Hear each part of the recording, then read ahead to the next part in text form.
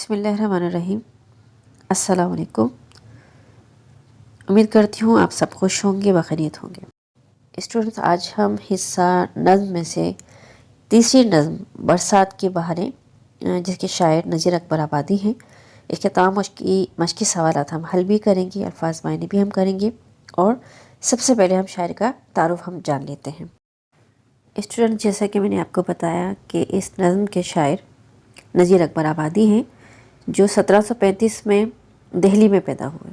ان کا اصل نام ولی محمد تھا اور تخلص نذیر، اور ان کی وفات 1830 میں ہوئی۔ 1761 میں نذیر اکبر آبادی آگرہ آ گئے اور اپنی بقیہ زندگی یہیں گزاری۔ نذیر اکبر آبادی کی طبیعت میں قناعت پسندی اس قدر تھی کہ ان کو کبھی دولت، مقام و منصب کی چاہ نہ ہوئی، یا انہوں نے کبھی کوشش بھی نہ کی۔ نذیر کو عوامی شاعر کہا جاتا ہے۔ ان کی شاعری کی زبان سادہ اور موضوعات عام ہیں۔ وہ شاعری میں خاص طرز کے موجود ہیں۔ نذیر بنیادی طور پر نظم کے شاعر ہیں۔ انہوں نے ہندوستان کے سماج کو اپنی شاعری کا موضوع بنایا۔ نذیر اکبر آبادی کی شاعری تخیلاتی نہیں بلکہ واقعاتی ہے۔ وہ اپنی نظموں میں موسموں، تہواروں اور مناظر فطرت، رسومات اور معاشرتی زندگی کے رنگ رنگ پہلوؤں کو پیش کرتے ہیں۔ اٹاری کے معنی ہے بالا خانہ یا کوٹھا۔ عموماً چھت پر ایک کمرہ بنا دیا جاتا ہے جسے بالا خانہ کہا جاتا ہے، جیسے کہ میں پچھلے اسباق میں پڑھا چکی ہوں، تو اسے اٹاری بھی کہا جاتا ہے۔ پکھیرو پرندے کو کہتے ہیں۔ تاپ کے معنی ہے طاقت۔ جھم جھماوٹ رم جھم کو کہتے ہیں، اور لہلہاٹ خوشی سے جھومنا۔ اسارا کے معنی ہے تعمیر کیا یا دیوار کھڑی کی۔ پنکھ کے معنی ہے بازو یا پر۔ جل تھل کا مطلب ہے خشکی کا پانی سے بھر جانا۔ گلزار کے معنی ہے پھولوں کا باغ۔ نکارہ کے معنی ہے ڈھول جیسا ساز جو لکڑی کے پیالے کی طرح ہوتا ہے اور جس کی کھلی طرف چمڑا مٹ دیتے ہیں۔ اسٹوڈنٹس، آپ کو سمجھانے کے لیے نکارہ کی میں نے ایک تصویر بھی شامل کر دی ہے، آپ دیکھ سکتے ہیں کہ یہ کس قسم کا ساز ہوتا ہے۔ اسٹوڈنٹس، اب مشقی سوالات ہیں۔ سوال نمبر پہلا ہے کہ شاعر نے برسات کے کون سے منظر بیان کیے ہیں؟ اس کا جواب ہے کہ اس نظم کے شاعر نذیر اکبر آبادی نے بارش کے موسم کی دلکشی بیان کرتے ہوئے کہا ہے کہ جب برسات کا موسم آتا ہے تو ہر طرف بادل اور گھٹا چھا جاتی ہے۔ بارش کی وجہ سے ہر طرف جل تھل کا سما ہوتا ہے۔ درخت، پودے اور سرسبز کھیت بارش کے پانی سے دھل کر ہوا میں جھوم رہے ہوتے ہیں، جنہیں دیکھ کر ایک تازگی کا احساس محسوس ہوتا ہے۔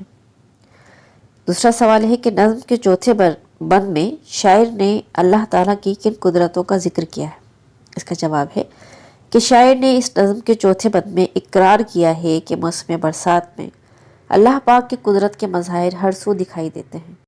ہر طرف خوبصورت اور دلکش نظارے دیکھنے کو ملتے ہیں۔ شاعر کہتے ہیں کہ انسانوں کی خوشی اور مستی تو ایک طرف، برسات کے حسین اور دل فریب مناظر سے لطف اندوز ہوتے تیتر بھی اللہ تعالیٰ کی حمد و ثنا میں مصروف ہیں۔ برسات کی بدولت انسان، چرند پرند سبھی نہال ہو رہے ہیں اور اللہ تعالیٰ کی ثنا خوانی کر رہے ہیں۔ اگلا سوال ہے کہ اس نظم میں کن کن پرندوں کے نام آئے ہیں؟ اس کا جواب ہے کہ اس نظم یعنی برسات کی بہاروں میں درج ذیل پرندوں کے نام آئے ہیں، جس میں تیتر، بٹیر، قمری، بگلا، ہدہد اور فاختہ شامل ہیں۔ اگلا سوال ہے کہ برسات کے موسم میں مکانوں اور گھروں کی کیا صورت ہوتی ہے؟ اس کا جواب ہے کہ شاعر نذیر اکبر آبادی کہتے ہیں کہ برسات کے موسم میں چھتیں پانی سے بھر جاتی ہیں۔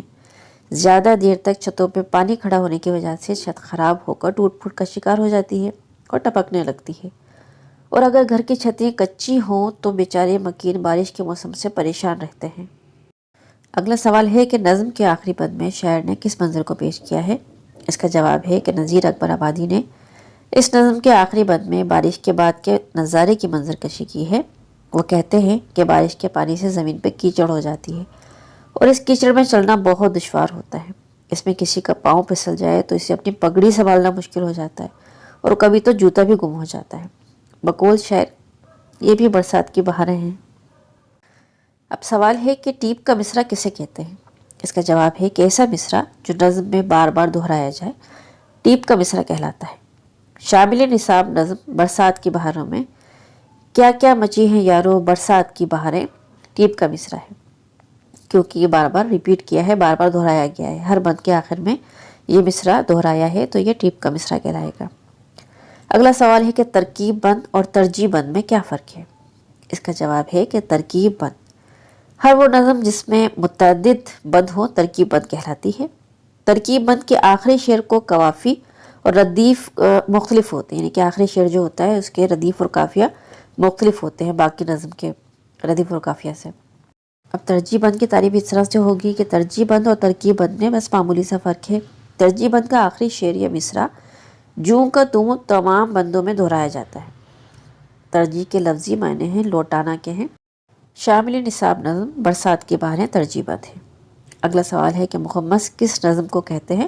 اس کا جواب ہے کہ جس نظم کے ہر بند میں 5 مصرے ہوں اسے مخمس کہا جاتا ہے۔ اسٹوڈنٹس یاد رہے کہ مخمس لفظ خمس سے نکلا ہے اور خمس عربی میں 5 کو کہتے ہیں، تو ایسی نظم جس میں ہر بند میں 5 مصرے ہوں اسے مخمس کہا جاتا ہے۔ سوال نمبر 2 ہے کہ نظم برسات کی بہاریں کا مرکزی خیال لکھیں۔ اس کا جواب ہے کہ نظم برسات کی بہاریں میں شاعر نذیر اکبر آبادی نے برسات کی بہت دلکش اور خوبصورت منظر کشی کی ہے۔ وہ کہتے ہیں کہ جب برسات کا موسم آتا ہے تو ہر طرف جل تھل ہو جاتا ہے، کھیت، درخت اور پودے وغیرہ دھل کر تر و تازہ ہو جاتے ہیں، ہر طرف ہریالی اور سبزہ ہو جاتا ہے، طبیعت میں ایک تازگی اور ایک مستی سی آ جاتی ہے، اور انسان تو انسان پرندے بھی سبحان تیری قدرت کی صدائیں بلند کرتے ہیں۔ ایک طرف جہاں بارش سے لطف آتا ہے وہاں کچھ گھروں کی چھتیں ٹپکنے لگتی ہیں اور گلی محلوں میں کیچڑ ہونے کے سبب چلنا دشوار ہو جاتا ہے، لوگ بھی پھسل جاتے ہیں، لیکن یہ سب برسات کی بہاریں ہی ہیں۔ اب سبق کے مطابق مندرجہ سوالات کے درست جواب کی نشاندہی کرنی ہے۔ نظم کے 5ویں بند میں کس کا ذکر ہے؟ الف ٹھیک ہے، پرندے کا۔ اسی کا دوسرا سوال ہے کہ نذیر اکبر آبادی کی وجہ شہرت کیا ہے؟ الف پہ نشان لگا دیجئے، شاعری۔ تیسرا سوال ہے کہ کیا کیا مچی ہیں یارو برسات کی بہاریں، قواعد کے روح سے اس مصرے کو کیا کہیں گے؟ جیسا کہ میں نے آپ کو بتایا کہ یہ مصرع ہر بند کے آخر میں بار بار دہرایا گیا ہے، تو اس کو ٹیپ کا مصرع کہیں گے۔ چوتھا سوال ہے کہ نظم برسات کی بہاریں حیت کے اعتبار سے کیا ہے؟ یہ بھی میں نے آپ کو بتایا کہ حیت کے اعتبار سے یہ مخمس ترجیح بند ہے۔ اب 5واں سوال ہے کہ ایسی نظم جس کے ہر بند میں 5 مصرے ہوں کو کیا کہتے ہیں؟ الف ٹھیک ہے، مخمس۔ چھٹا سوال ہے اردو شاعری میں نذیر اکبر آبادی کو کیا کہا جاتا ہے؟ اس کا جو جیم ہے آپشن بالکل ٹھیک ہے، عوامی شاعر ان کو کہا جاتا ہے کیونکہ انہوں نے عام انسان کی مسائل جو ہیں ان کو اپنی شاعری کا موضوع بنایا۔ 7واں سوال ہے کہ ولی محمد کس شاعر کا اصل نام ہے؟ جی اس کا جیم جو حصہ ہے وہ ٹھیک ہے، نذیر اکبر آبادی کا۔ امید کرتی ہوں کہ آپ کو تمام مشقی سوالات، الفاظ، معنی اور قواعد سمجھ میں آ چکے ہوں گے۔ کوئی مشکل ہو، کوئی الجھن کا شکار ہو، آپ مجھے میسج کر سکتے ہیں۔ اپنا بہت سا خیال رکھیے، خوش رہیے اور اللہ تعالیٰ آپ کے علم میں اضافہ فرمائے۔ ویڈیو کو لائک، شیئر اور سبسکرائب کرنا مت بھولیے گا۔ اللہ حافظ۔